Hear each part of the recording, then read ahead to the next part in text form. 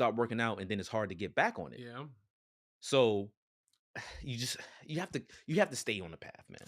The thing is, and the thing unto that point too, that is even harder. Like when you do stop, like because you know what, life's gonna happen. When you do stop True. and you have to go back to it, the hardest thing to figure out is how to do it and with the same zest, because you said, I'll explain why. For Zesty. me, and I tell you I tell you what, like my struggles right now. Like I have Okay. not produced anything from a music standpoint in the last like probably 6 months.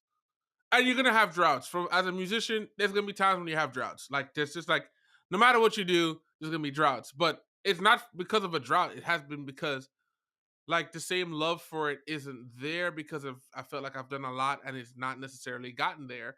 And my focus has been elsewhere.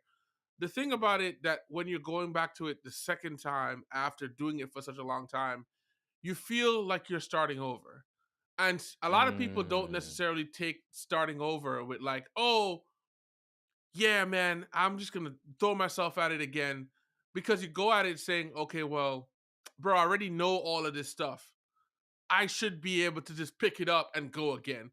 But if you used to freaking deadlift 400, you don't work out for a year, you're not deadlifting 400 no more, right? It just Hold on, real quick. that's a Sorry, lot. I Styles. went to the big number. Nah, can you have you been able to do I that, have not done 400. bro? I have not. But my point is the work you did to get to 400 is Okay. very high. That's why I chose that number, because Mhm. the work you did to 400 is very high for you then to say, okay, well, I'm just going to do it after not doing it. And that I'm sure there's a actual description for that feeling, but I don't know. I don't know what it is. But I think that the biggest thing, the hardest thing there is dealing with that, so that that feeling after you've already gone through it. So that's why my advice is to not to stop, and you literally find a way to do it in a way where that works with your time, your life, all the different things that's come up. Like life is gonna constantly throw you curveballs. Um, I wanna piggyback off that. And this is where, like, being a friend and coworker, you have to help me out, right? So I understand that life happens, but sometimes I do be like, yo, man, forget this, right? Forget the creative part. Like, I need to get this money. I need to take care of my family. You know what I mean? And I'm like, especially when you're coming from a creator standpoint where you're not actually making any money, yeah, but you are spending sweat, tears, and money. and money, And money, bro. maybe a little blood, you know what I'm saying? Maybe you Yeah. tripped and fell when you had the camcorder and you was video recording, you might have tripped and fell and busted your elbow a little bit, anything can happen. So, but all of this is for you. Like, you want to do this, right? Nobody is saying, hey, so it's different when like you're hired to do it, right? But when it's just you and you're like, hey, I want to do this. I'm gonna go do this. And then life happens. I feel like it's hard. It's super hard to tell yourself, hey, believe in yourself. This is going to work out. All these trials and tribulations. Ooh, I like that. Trials and tribulations is going to affect you, but you have to stay on it. And I guess why I'm bringing it up now with you, Styles, is like, how do you stay on it, man? Like, it's tough. I feel like. You know what? I think one of the best things that you can have in a lot of cases is that I'm going back to the community, right? Like that Mhm. community of people is important. Like one of the things, like we're gonna be name dropping a lot of people this episode, but like some of the friends that I have, like Juxtapose has gone through a lot of changes, and on our first initial release, we had one of our co-hosts name was Breezy, and I was talking to her Shout out recently. Breezy. Yeah, I was talking to her recently because I was telling her like my struggles with everything I'm doing right now. I feel like I'm going in so many different directions and trying to multitask. Welcome back to another episode of Juxtapose. I am your most gracious co-host, MVP. And today, we're going to talk about why you should not talk about your salary.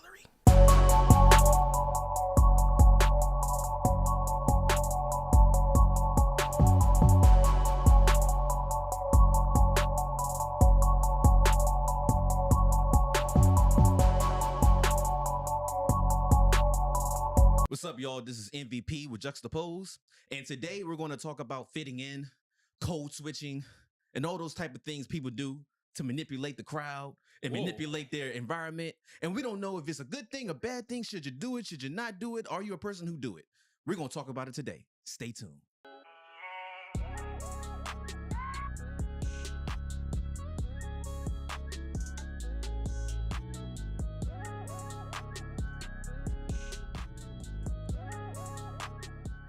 We are back again for another episode of Juxtapose. Today we're talking about the social pressures of fitting in, right? Okay, I like that. So I have my co-host here, MVP. Whoop, whoop. I have we have our program manager in the background, Kels. He's the first time here on Juxtapose, but he's not going to be on cameras. He's going to be behind the scenes. So mysterious voice. That's it's gonna pop up. It gives some, some dynamic. It's normally just the two of us talking. So we love it. So the question is where we start is, and this is a very rudimentary question: have you ever tried to fit it in any social circle before? So I would say most definitely.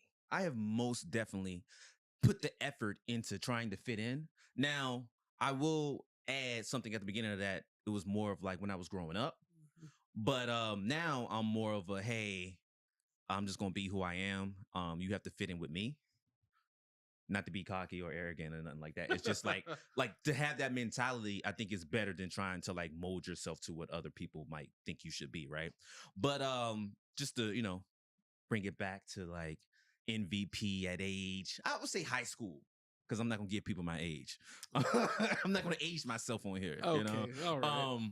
But yeah, so in high school, obviously you have cliques, right? You have groups of people. You got the cool kids, you got the nerds, you got the emo people, you got the mean girls and stuff like that. And so there's definitely a period of time growing up in school environment where I've tried to do what I needed to do to fit in. And especially because my situation is like, I was born in DC and then I moved to Virginia and then I moved back to DC. Mm-hmm. And so the culture in the Virginia schools that I went to is completely different than the culture in the DC schools. Mm-hmm. And so I had dragon shirts, right? Like I used to wear shirts with dragons on because I'm into anime. Okay. So in Virginia, that was cool.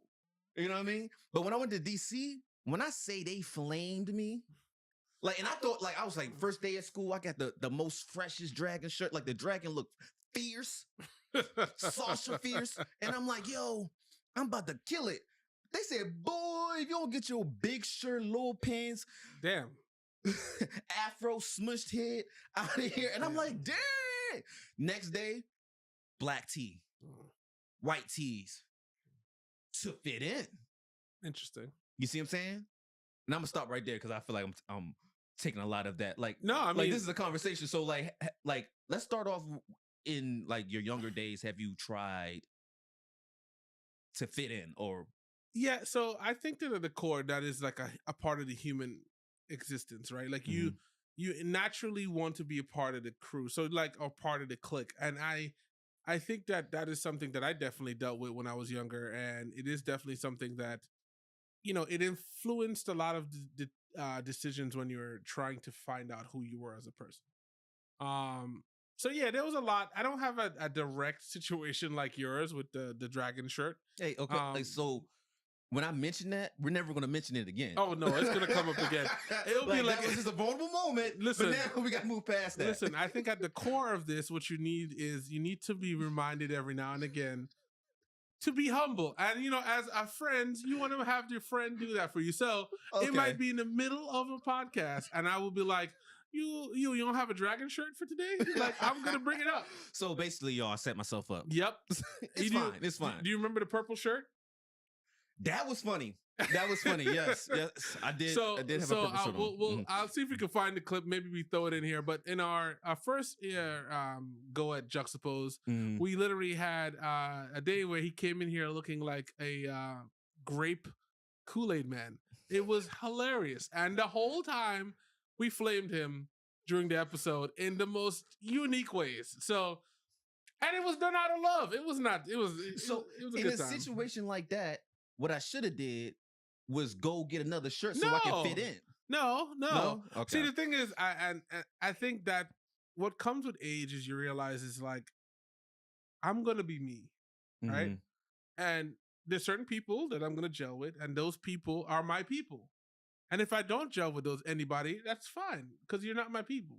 Mm. And I think once you put that in perspective, it makes life very easy. And then we're talking about in the idea of like friendships and stuff like that. I think we're gonna talk about work because work is a whole nother thing. Yeah, that's a Like whole we'll get to that later. But I think from a friends, I am the people I have as friends right now. I am very happy with the people because they accept me for me, right? And Mhm. that could be that sometimes I'm, take things in one different direction. I don't need to. Sometimes I may have a sensitive response to something, and it's like, okay, dude, really? Well, I have a question for you Okay, because I want to stay here in the past days for a second. okay. So you were born in. Trinidad and Tobago, actually Tobago. So I feel like this is a great question for you. So when you came back over here, I mean, when you came over here, there wasn't a period of time where you're like, okay, the culture in Tobago is obviously going to be different. So you didn't have a period of time where, It's weird because not to go through my whole history, but I moved from Tobago to St. Kitts, lived in St. Kitts for a while with like Mhm. an American family.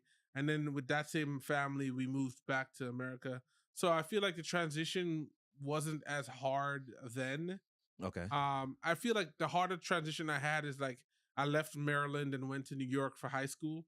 And that was a different ball game. Like that was a whole different ball game. Yeah. But I think New York was a good place for that coming from the Caribbean because there's so many people. Like all my friends were, Jamaican, other Americans. It was just like it was such a mix of people that it Mhm. was very accepting of different people. But um yeah, I don't like I remembered it as a kid trying, like doing things to be, cool with people, but like I don't, I can't think of a lot of instances where that was a thing. I mean, I do think when I came here, I used to get told by the young ladies as MVP says, it's like, oh, you talk white. And I'm like, I don't know what that means.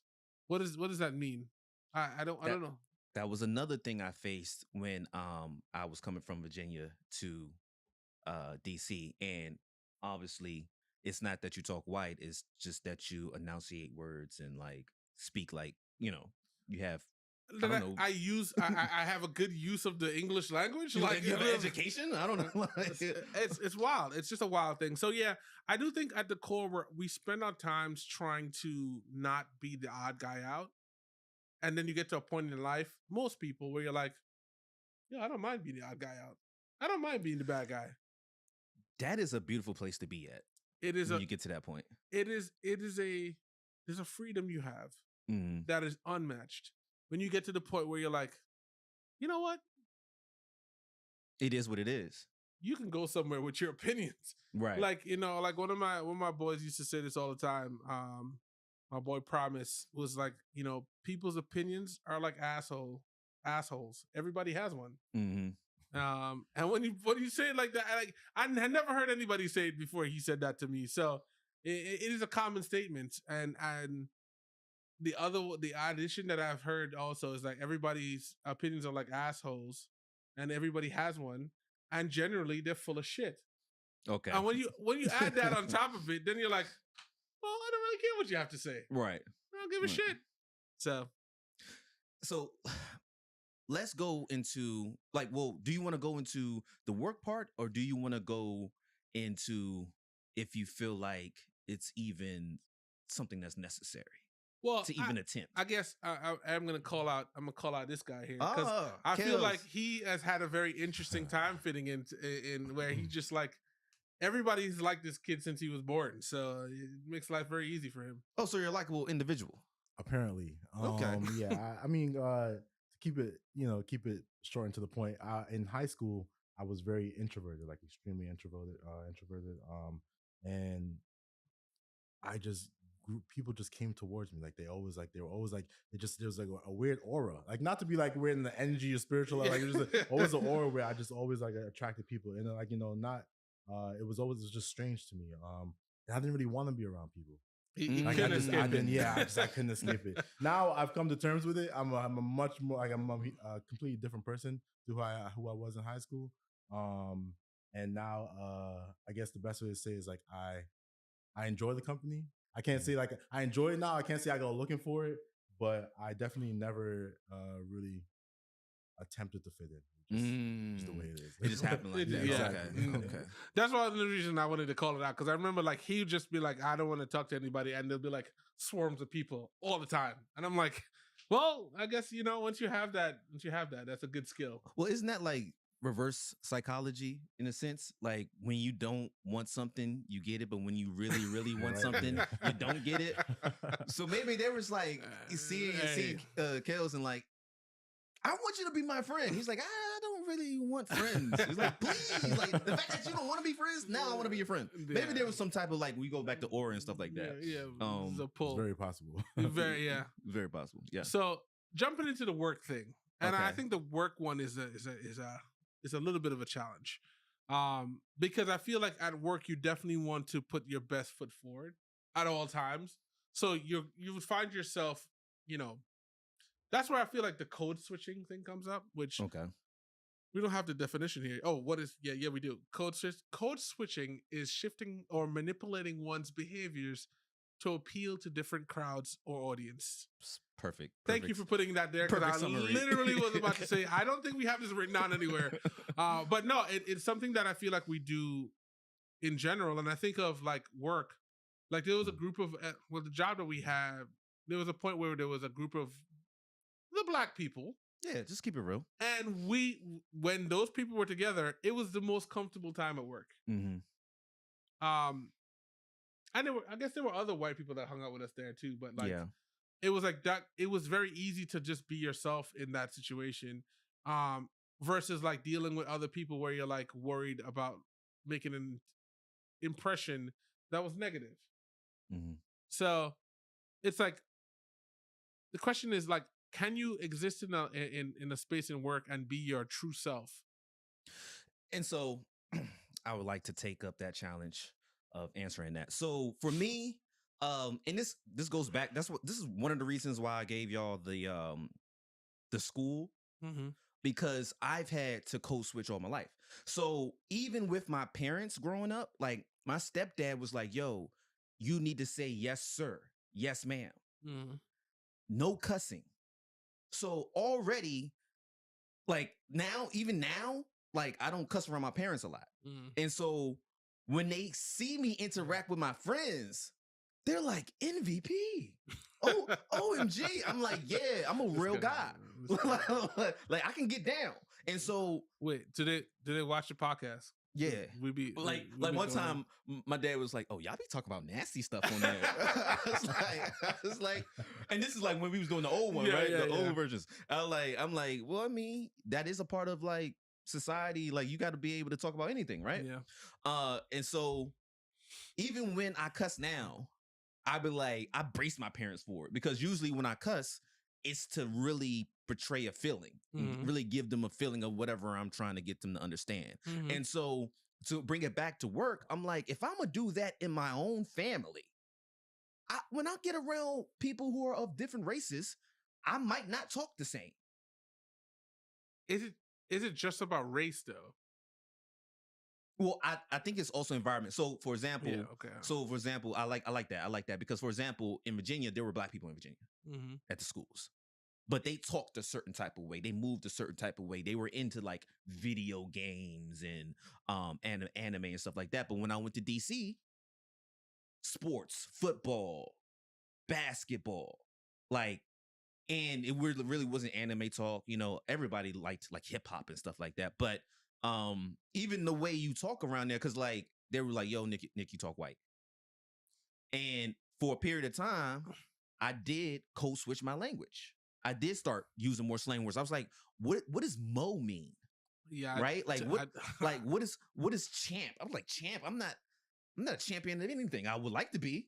And they're like, no, MVP, it means this. I'm like, so there was a level of like code switching where I had to learn how to maneuver, because if they thought you was a square, they would probably put hands and feet on you. I've seen it. Yeah.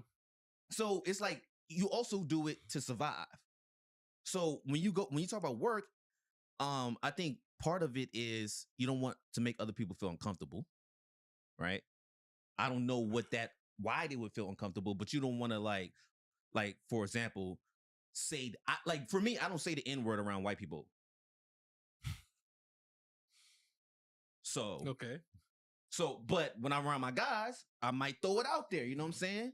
So even on this podcast, I'm like, so we can monetize. I don't talk as like explicit as I might want to sometimes. Yeah. I think that's code switching. But my thing is, you have to be able to maneuver within wherever you need to be to get things done. Yeah, you know what's funny though, because we've put these days we've put shiny words on things that have been done for ever, and I feel like the ability to speak to somebody in a certain way in order to get what you want out of the situation is a requirement for life and surviving. So it's really like, to your point, it's like, it's not that I see somebody and I'm like, yo, my bro, in order What's for up, dog? Yeah, Like, I'm like, bro, I don't talk like I don't. that. That's what actually that kills me at work. Bring that up. I remember you brought that up before. Because I like, sometimes people will be like, yo, and I'm like, top of the morning to you. How's it going? You go ahead and quit that malarkey. Like it's just like you just wanna, like, I'm a person. Like, I don't have to fit into something just because you think I am. Like, yes, I'm into hip hop. Yes, I'm all these things. It doesn't mean that when I see you first thing in the morning, I'm gonna be like, yo, what's up, my guy? Yeah, trying to get dap or something like that. I don't even do that with my friends. I'm like, sometimes like, hey, what's going on, man? It's very, very simple. Yeah. So I think that we need to be very cautious of the fact that, like, we're labeling things that have been happening. It's like my feeling around gaslighting. Okay. I feel like the word gaslighting has been used so much now that I think that it's just misused, and it's like, oh, okay, you're toxic, or that. I'm like, stop. Are you actually being gaslit here? No. Well, my thing is, I didn't even know that was a thing. I didn't either. Because like when you realize that it's a thing and you find out what it is, and then you realize that you have been gaslit, it kind of affects the psyche a little bit. You're like, hold up. So I called you was playing with me. You were trying to play, like, you're trying to play games with me. So it is interesting. But to go back to the work stuff, I'm like, yo, nowadays I'm like, I do things to maneuver correctly, but I also want to stay true to myself. So I'm like, if I feel like I'm being pressured to be different, in the past, I probably would have let it slide. But now I'm like you say, like, yo, I don't care, bro. Everybody has an opinion. Yeah. But as long as I can sleep at night, which is, yo, we should play a game of how many times I say, as long as I can sleep at night. As long as I can sleep at night, because y'all might get, like, I don't know, if we want to be a drinking game, you might get really drunk. So I'm like, for me to sleep at night nowadays, it's like, yo, I have to know that I went into this situation, whether it's at work, especially when you're around higher ups. That was one thing I was really concerned with as my career was taking off, right? I was like, yo, look at me. Look how I dress, right? I got the scully on the head, you know what I'm saying? I wear chains and stuff like that. But that's just me. I should be able to dress how I want to dress. But then when I open my mouth, I should be able to speak respectful. I should be able to, like, understand, like, whatever's necessary in the job. And once I got to that point where I'm, like, confident in what the hell I'm talking about and how I'm moving and how I'm working, I don't really care how you feel anymore. So, well, I think there's a little bit of a struggle there, because I think there is if your goal is to move forward and move up in any corporate America setting, you have to essentially be able to play the game. And the game is being able to be malleable to whatever situation comes your way. And some people feel a certain way about that. It's like, oh, you're being fake. It's like, no, it's like, if you get, not to use a stereotypical example, but if you get pulled